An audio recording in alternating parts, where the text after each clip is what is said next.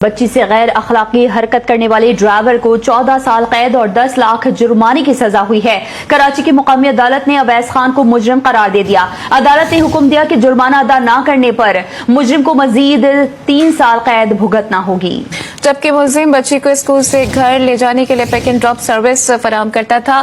بچی نے والدین کو بتایا کہ ڈرائیور راستے میں غیر اخلاقی حرکت کرتا ہے۔ والدین نے فوری اسکول میں شکایت درج کرائی، جس کے بعد ڈرائیور کو گرفتار کر لیا گیا۔ بچی سے غیر اخلاقی حرکت کرنے والے ڈرائیور کو 14 سال قید اور 10 لاکھ جرمانے کی سزا ہوئی ہے۔ کراچی کی مقامی عدالت نے اویس خان کو مجرم قرار دے دیا۔ عدالت نے حکم دیا کہ جرمانہ ادا نہ کرنے پر مجرم کو مزید 3 سال قید بھگتنا ہوگی۔